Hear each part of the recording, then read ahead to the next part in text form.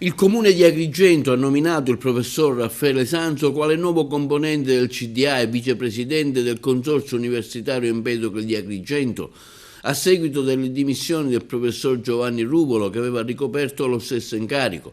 Raffaele Sanzo, ricordiamo, era stato già commissario straordinario del Libero Consorzio e vicepresidente del Consiglio Comunale di Agrigento.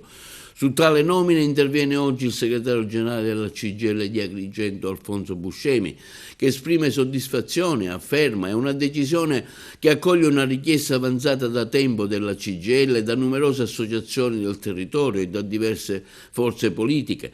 Il polo universitario, dichiara Buscemi, appartiene ai cittadini e proprio per questo deve essere amministrato mettendolo nelle condizioni di funzionare pienamente con continuità. È una struttura fondamentale per lo sviluppo del territorio e non può vivere nell'incertezza. In vista del 14 gennaio, data per la quale è prevista la convocazione del Consiglio di amministrazione, la CGIL auspica che si metta definitivamente fine a questa lunga querela e si inizi finalmente a lavorare per dare prospettive concrete al consorzio universitario. Serve serenità, continua Buscemi, per le tante famiglie che hanno figli impegnati negli studi universitari, per i lavoratori del consorzio che meritano stabilità e certezze. La CGIL rivolge quindi un appello diretto al presidente del Libero Consorzio Comunale di Agrigento, Giuseppe Pendolino, al quale viene chiesto di imprimere una svolta decisiva attraverso l'adesione del Libero Consorzio alla governance della università. Il presidente Pendolino, continua Buscemi, in questi mesi ha dimostrato l'impegno concreto nella soluzione di numerosi problemi del territorio, dalle strade provinciali alle scuole fino all'accelerazione delle verifiche sulle condizioni per dotare la provincia di Agrigento di un aeroporto. Solo così, conclude Buscemi, si potrà garantire un vero futuro al polo universitario di Agrigento e rafforzare il ruolo dell'università come motore di sviluppo, crescita e coesione sociale. E sullo stallo che interessa e paralizza il consorzio universitario interviene oggi l'arcidiocesi agrigentina, rappresentata dall'arcivescovo Alessandro Damiano, che tuona contro la situazione di grave stallo che da tempo paralizza il consorzio universitario di Agrigento, che rappresenta un fatto estremamente preoccupante.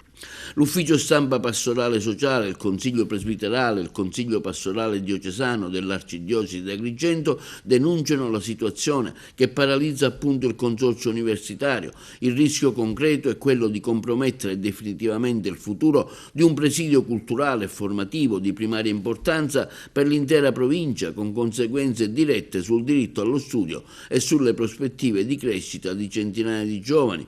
Questo atteggiamento irresponsabile sta producendo danni evidenti e rischia di privare il territorio di un'infrastruttura immateriale strategica costruita negli anni con l'impegno delle istituzioni e della comunità locale. È indispensabile superare pertanto le contrapposizioni che hanno portato all'attuale paralisi, ripristinare le condizioni di piena operatività del consorzio attraverso una gestione amministrativa e finanziaria responsabile, trasparente e orientata alla continuità delle attività didattiche. Sembra paradossale che a conclusione dell'anno in cui Agrigento ha rivestito il titolo di capitale italiana della cultura si dovesse registrare il fallimento di un'esperienza vitale per la crescita del territorio e il futuro dei nostri giovani.